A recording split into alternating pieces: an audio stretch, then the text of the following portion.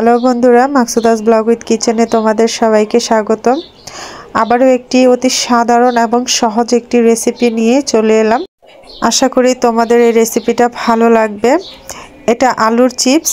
এখন ভরপুর আলুর সিজন, সবাই এই আলুর চিপসগুলা ঘরে বসে বানিয়ে খেতে পারেন এই মুখরোচক খাবারটি। এটা একদম মুচমুচে আর ঘরে দীর্ঘদিন রেখে খাওয়া যায় এমন একটা চিপস। আশা করি আপনাদের ভালো লাগবে। তো চলুন দেখা যাক কিভাবে এই চিপসটি তৈরি করি। আসসালামু আলাইকুম বন্ধুরা, আশা করি সবাই ভালো আছেন।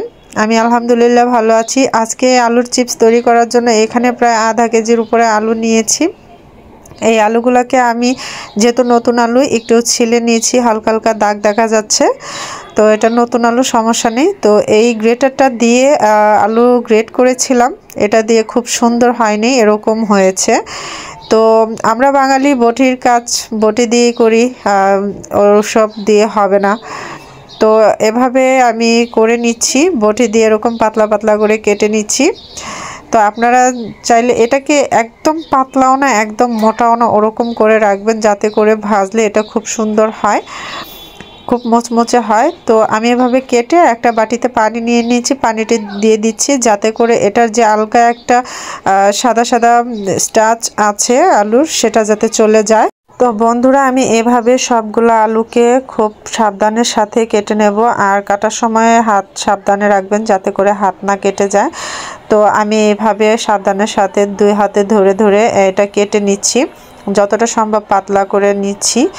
তো এভাবে আমি সবগুলাই করে নিচ্ছি। এখন আমি একটা বড় বোলে নিয়ে নিয়েছি, এই আলুগুলাকে ভালো করে ধুতে হবে। দেখুন আমি সবগুলোকেই কেটে নিয়েছি। তো এটাকে যতক্ষণ পর্যন্ত একদম স্বচ্ছ পানি না হবে, আমি 4-5টা ধোয়া দিয়ে নিয়েছি যাতে করে এটা একদম এরকম স্বচ্ছ পানি বের হয়। খেয়াল রাখতে হবে এরকম একদম স্বচ্ছ পানি বের হতে হবে, সাদা সাদা ভাবটা থাকলে কিন্তু হবে না। তো এভাবে ধুয়ে একদম আমি পরিষ্কার করে ঘরে এনেছি। এটাকে এখন আমি ছাঁকা পানি থেকে উঠিয়ে নেব, একটা চালনির মধ্যে উঠিয়ে নেব যাতে পানিটা খুব ভালো করে ঝরে যায়। তো সবগুলো আমি এই চালনিতে উঠিয়ে নিচ্ছি। এই চালনিটা দিলে পানির সব ঝরে যাবে। তো পানি ঝরা হয়ে গেলে আমি 5 মিনিট ঝরাতে দিয়েছিলাম। তো এখন আমি এরকম একটা কাপড়ে আমি একটা একটা করে বিছিয়ে দেব যাতে করে এই আলুর যত পানিগুলো আছে শুকিয়ে যায়।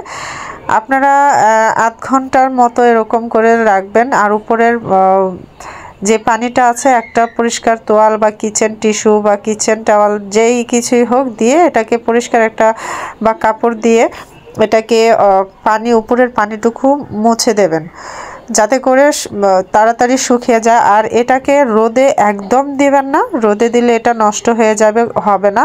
আর যদি পারেন ফ্যান চালিয়ে রাখবেন আধা ঘন্টার জন্য। তো বন্ধুরা, আমি এটাকে এভাবে রেখে দিয়েছি ফ্যান চালিয়ে আধা ঘন্টার জন্য। আর এটাতে যাতে পানি না থাকে, এটার পানিটা শুকিয়ে যাবে, এতে করে চিপসটা অনেক মুচমুচে হবে, নরম হবে না। তো দেখুন এখনও হালকা হালকা ভেজা ভেজা আছে। তো এটাকে আধ ঘন্টা পরে আমি চুলায় চলে এসেছি চিপসটাকে ভাজার জন্য। তো আমি এখানে পর্যাপ্ত পরিমাণে তেল দিয়ে দিয়েছি। তো এখানে তেল দিয়ে এটাকে আমি 2 ভাগে ভেজে নেব। তো প্রথমগুলো আমি দিয়ে দিচ্ছি তেলটা গরম হয়ে আসার পর। তো আমি এভাবে সাবধানের সাথে দিয়ে দিচ্ছি। আপনারা দেওয়ার সময় হাতটা সাবধানে রাখবেন যাতে আবার পুড়ে না যায়। তো এটাকে দিয়ে এখন আমি আলতো হাতে এগুলাকে নেড়ে চেড়ে এগুলা আস্তে মানে উল্টে পাল্টে ভেজে নেব। এগুলাকে বারবার উল্টে পাল্টে দিতে হবে অনবরত, না হলে এগুলো এক পাশ হবে আরেক পাশ হবে না। তো প্রথম দেখা গেছে অনেকটা, কিন্তু এটা যখন একটু নরম হয়ে আসবে এটা কিন্তু তেলের নিচে ডুবে যাবে। তো এটা অতি সাবধানের সাথে উল্টে পাল্টে দিতে হবে, না হলে ভেঙে যাবে, কারণ এটা একদম পাতলা। তো এভাবে খুব সময় নিয়ে একটু ভাজবেন, মিডিয়াম আঁচে এটা রেখে আমি ভাজছি। তো একদম মিডিয়াম আঁচে রাখলো এটা উপরটা কালার হয়ে আসবে, ভিতরটা নরম থাকবে ওরকম। তো এটাকে লো হিটে ভাজলে ভালো। তা আমি মিডিয়াম টু লো হিটে রেখে এটাকে ভাজা ভাজা করে নিচ্ছি। তো ততক্ষণ পর্যন্ত এটাকে ভাজা ভাজা করবেন যতক্ষণ না পর্যন্ত এই যে বাবলসগুলো না বন্ধ হচ্ছে, এই যে বুদবুদ হচ্ছে এটা যাতে বন্ধ হয়ে যায় ওই পর্যন্ত এই চিপসগুলোকে ভাজতে হবে। তো ভাজার সময় সাবধান যাতে করে এক সাইড পুড়ে না যায়। খুব ভালো করে উল্টে পাল্টে এটাকে অনবরত এরকম করে নেবেন। তো চাইলে এরকম অবস্থায় নামিয়েও খাওয়া যায়, এটাও আরেক ধরনের স্বাদ। এটাও খুব ভালো লাগবে সসের সাথে খেতে। তো আমি যেহেতু চিপস মুচমুচে চিপস করব, তো এরকম করেছি। দেখুন কত সুন্দর একটা কালার এসেছে, দেখতে কতটা লোভনীয় লাগছে, একদম ঠিক প্যাকেটের চিপসের মতো। তো আমি এই পর্যায়টা ভাজা হয়ে গেছে, আমি নামিয়ে নিচ্ছি। দেখুন দেখতে কত সুন্দর হয়েছে, অসাধারণ কালার। তো আমি বাকিগুলো সেমভাবে ভেজে নেব, উল্টে পাল্টে সাবধানের সাথে একটু সময় নিয়ে এটাকে ভেজে নেব। তো বাকিগুলো আমার ভাজা হয়ে গেছে প্রায়, তো এগুলোকে আমি আস্তে আস্তে নামিয়ে নিচ্ছি। এটা সব দিকটা একই রকম কালার আসতে হবে, না হলে কিন্তু নরম হয়ে যাবে। তো দেখুন আমার সব দিকটা একই রকম কালার হয়ে গেছে। তো এখন এটাকে আমি একটু ঠান্ডা হতে দেব, আর এটার উপরে মশলা দেওয়ার জন্য আমি একটা মশলা তৈরি করব। তো এখানে আমি লাল মরিচের গুঁড়া নিয়ে নিয়েছি 1 চা চামচ, ধনে গুঁড়া নিয়ে নিয়েছি 1/2 চা চামচ, লবণ দিয়ে দিয়েছি 1/2 চা চামচ, আর টেস্টিং সল্ট সামান্য পরিমাণের দিয়ে দিয়েছি। তো এই সবগুলোকে আমি গুঁড়ো করে নিয়েছি একটু ব্লেন্ডারে, এই সামান্য 10 সেকেন্ডের জন্য ব্লেন্ড করে নিয়েছি।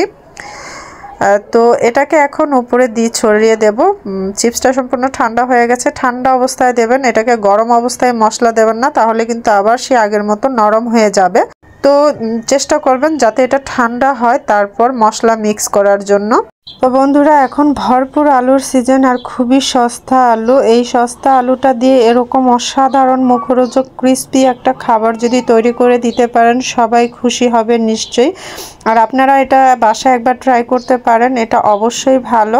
আর এই চিপসটা কতটা মুচমুচে সেটা নিশ্চয়ই দেখে আন্দাজ করতে পারছেন। এই চিপসটা প্রায় 1 সপ্তাহের মতো ঘরে রেখে খেতে পারবেন, মুচমুচিয়েই থাকবে। একটা এয়ারটাইট বয়ামে ভরে রাখবেন। বন্ধুরা আজকের এই ভিডিওটা যদি তোমাদের ভালো লেগে থাকে অবশ্যই একটা লাইক শেয়ার করে যেও।